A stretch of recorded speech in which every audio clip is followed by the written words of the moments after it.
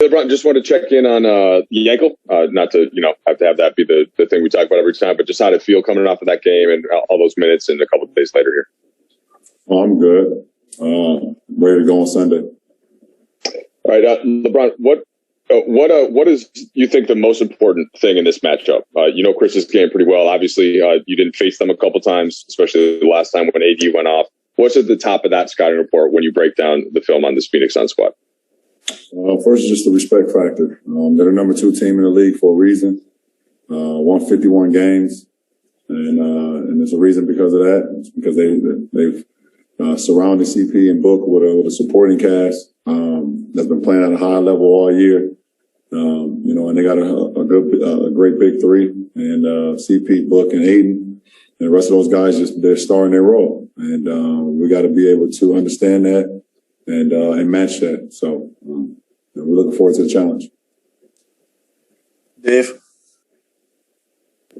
Hey, LeBron, sometimes you see former players get together on like a round table, guys that were friends when they were playing, and maybe one guy has rings or accolades and the other guy didn't get him in his career, and there's kind of some ribbing that goes on.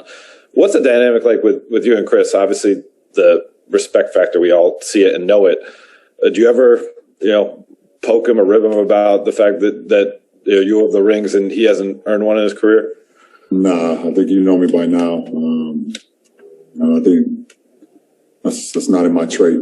I don't really talk about my accolades or what I've been able to do. And our friendship is beyond that. So I'm not one of those guys to talk about what I have. I think that's very shallow. It's beneath me personally. So I don't get involved in that. Bill?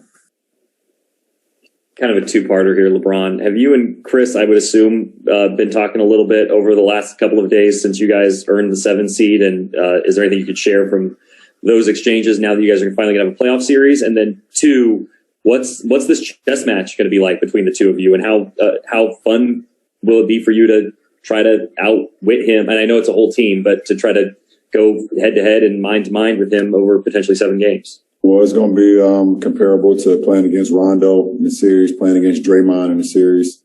You have those out of this world IQ type guys and fierce competitors, at the same time. So it's the same thing. Every time I face Rondo, in the past, I knew I had to be not only my A game as far as my game, but also my mind as well. And it's the same with Draymond. Every time you go against those Warriors teams. So, I've had experiences with those 2 guys, so that will definitely help me, in matching up with CP, because I know the competitor and I know the IQ of a basketball player he is. Kyle? Hey, LeBron, I know you've talked about how your availability for this team in the postseason is a huge factor for the team's success. I was wondering if that value affected the way that you thought about the COVID-19 vaccine and being available, not being in protocols. No. Anything that I do off the floor is predicated to my family, for the majority. For 99.9% of that. So, it's about the health and safety of my family. And that's what it came down to. Me being available to my teammates on the floor is me taking care of my body. Doing everything I can do to make sure I'm available both mentally, physically, and spiritually as well. So, but anything of that nature, that's all family talk. And do you mind me asking if you're confirming that you did get the vaccine? It's not a big deal. BT? What's up, Brian? What's going on, BT? Everything's good, man. Considering you've missed some games this season, where is your game right now compared to past season going into the playoffs? Well, obviously I had a lot more time to rev up and build my body over the course of the season in the past. And, with the 6.5, 7 weeks or whatever it was that I had to sit out and get an opportunity to kind of rev up and sharpen my sword. But I was able to mentally, disconnect as much as I could.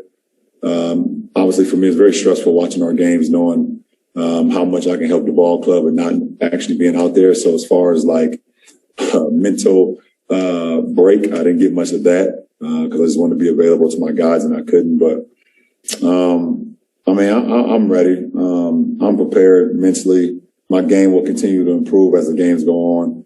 And hopefully we can play more than 4 games, and that will, get my game going more and more and more. So, looking forward to seeing what's in store for me. We'll take a few more. Jovan? Hey, LeBron. AD was talking about how unique of a challenge Phoenix is because your pick and roll coverages are kind of designed to force teams into the mid-range, but they're the best mid-range team in the league with Book and CP. How do you view that challenge of kind of the chess match of what you want to take away and them actually being good at what your kind of base defense is designed to force? Yeah, I mean, they're not good. They're great. They're the number 1 mid-range team in the league, and it's because CP and Book are the number 1 and 2 mid-range players in our league. So, we understand that. And, the playoffs is all about, chess moves. And it's going to be a chess match back and forth. And, we see who makes the best moves. Alan Sliwa? Hey, LeBron, I just want to get your thoughts. For all your playoff experience that you had, is there, of course, every game is very valuable, but is there something about game ones? Do game ones kind of set a tone to a series? Do you look at a game one a little bit differently? Game one has always been like a learning experience for me. It's kind of set the table to know what to expect, to know, what to look for the rest of the series. And obviously there's going to be adjustments, coaches and players and everyone makes adjustments, but it kind of sets the table. And for me, it's kind of a fill-out game for me personally. But for our team, it's not a fill-out game. We want to come in and play, how we did in the second half of this last game against the Warriors. We don't want to have a fill-out game, but for me, it's kind of it's a mental thing for me. Of how I'm breaking down the team, breaking down the personnel, and then getting on the floor in that game one and how I can be better in game 2. Last question, Melissa Rowland. Hey, LeBron, with all of the incredible and sustained success that you've had for 2 decades, how often do you think back to like when you were in high school and dreaming of getting to where you are now and the guys that really influenced you back in those days, like Coach Dan Broad and guys like that? Think about them every day. When I'm thinking about basketball, it's not a time go by when Frank Walker and Coach Drew Joyce and Keith Dan Broad doesn't come to mind. They basically gave me the whole DNA and the blueprint of how to play the game of basketball, both as an individual, how to work hard, how to be selfless, how there's no iron team. And without the greater of all of us, then, you will not, get the reward that you're actually looking for at the end of the road. So, they're like my big 3 when it comes to basketball. Frank Walker, Coach Drew Joyce, and Keith Danbrod. They gave me all the tools, for when I started playing at 9 all the way, till I was 18, playing in little leagues to middle school league to AAU ball to high school ball, travel leagues and things of that nature. So I wouldn't be the player who I am. I wouldn't be succeeding with the way I have at the best league in the world, the NBA, without the influence of those 3 guys. Thank you. Sure. Thank you. Yep.